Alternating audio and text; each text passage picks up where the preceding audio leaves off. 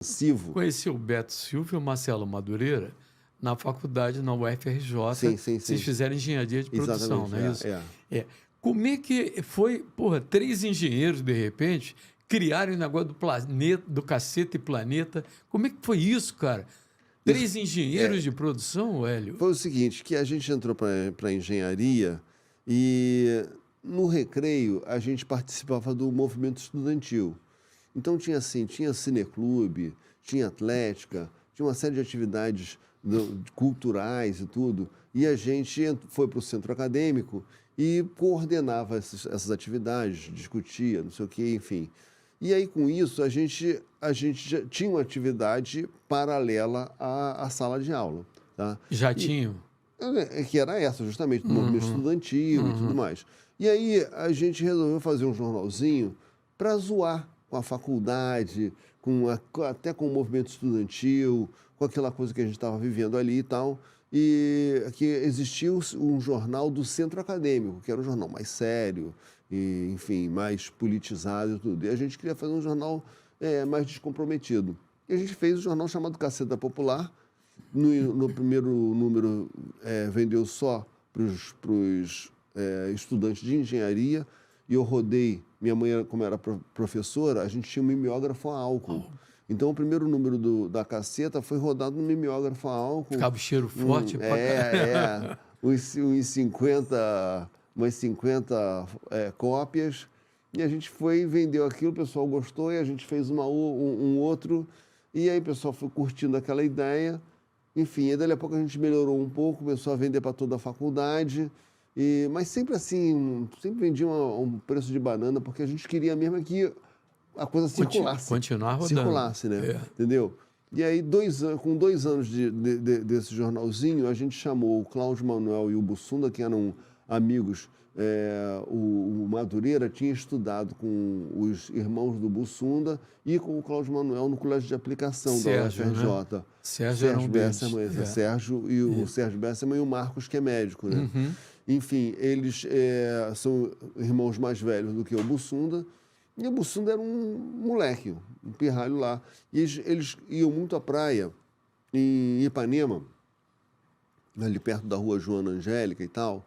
E em 1978 a gente entrou para a faculdade. O que acontece? 78, ano da Copa da Argentina. Foi. E aí o Madureira começou a chamar a gente para ir assistir aos jogos com a galera dele, né? Que vinha assim a casa do Cláudio Manuel, os amigos dele e tal.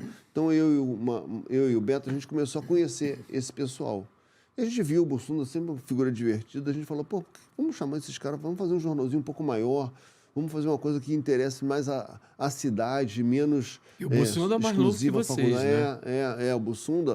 O Bussunda, ele era 3 anos mais novo do que eu. 3 anos mais novo que eu. Então, ficava aquela coisa assim, a gente chamou eles, começamos a fazer um jornalzinho, e aí a gente vendia na praia, no bar, em festival universitário. E já expandiu da universidade para fora, né? Entendeu? E fomos fazendo assim. Até que, em um determinado momento, surgiu o jornal nas bancas chamado Planeta Diário. O Planeta Diário vem do Reinaldo Hubert e o terceiro criador, que era o Cláudio Paiva. Eles eram redatores, cartunistas, na verdade, do Pasquim. Saíram para fundar o Planeta Diário, tá?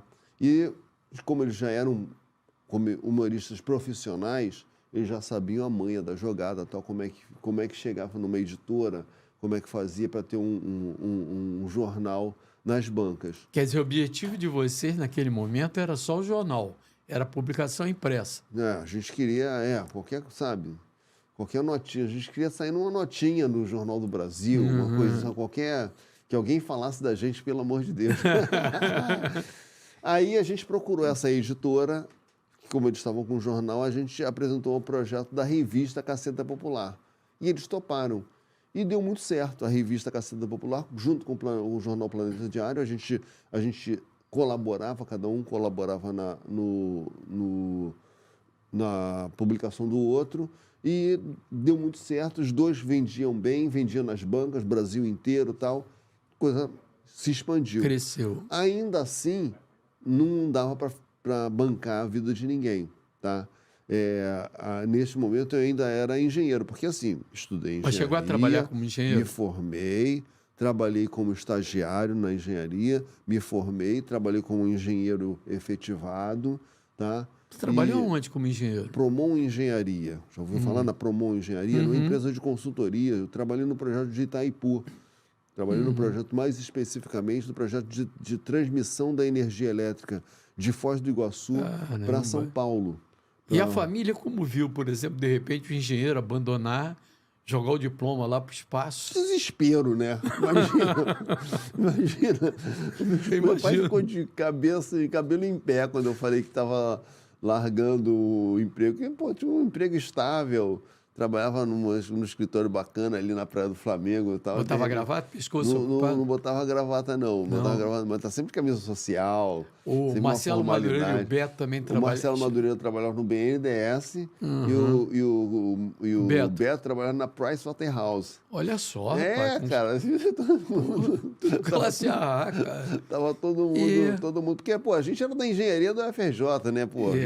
Altamente conceituado. Foi um vestibular concorrido pra caramba. Então, quer dizer, a gente tava... A COP, inclusive, lá é famosa, né? Topo da cadeia alimentar ali da história, né? Entendeu? E como é que surgiu depois? A TV Pirata pintou na... Como é que pintou na vida de vocês? Aí foi o seguinte. Então, a gente tinha o jornal e a revista e tal. E o Jô Soares sai da Globo, vai para o SBT. Quando ele vai para o SBT, o que acontece? Ele leva também uma equipe de redatores. Então, ficou um certo vácuo na Globo. Perderam alguns redatores importantes, entre eles Max Nunes, né? E sempre toda a equipe dele, né? Exatamente. E a equipe dele levou tudo para o SBT e a Globo queria lançar um programa original de humor, tá? Então, nessa hora, o Cláudio Paiva, que já tinha deixado o Planeta Diário, Pasquim e o Planeta Diário, e ele estava trabalhando dentro da Globo lá, estava meio ainda sem uma função específica. Se juntou com o Guel Arraes, que era um diretor de novela, né, de Armação Ilimitada, enfim, eu já era um diretor ligado à comédia. Os dois se juntaram e resolveram bolar um projeto que veio a ser o TV Pirata, onde você tinha redatores que não eram redatores dos programas tradicionais de humor, como o Chico Anísio, o Jô Soares e tal. Pessoas estavam fazendo humor por aí. Como no nosso caso, a gente estava fazendo uma revista.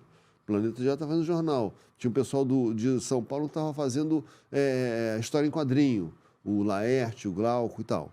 E o pessoal do teatro, Besterol, que eram autores também, Miguel Falabella, Pedro Cardoso, o Vicente Pereira, Mauro Razzi, que eram autores de... Mas esse programa inicialmente era mensal, né? O programa... O TV Pirata? Não, o programa TV Pirata já foi semanal? Ele foi semanal. O Cacete Planeta começou mensal e depois virou semanal.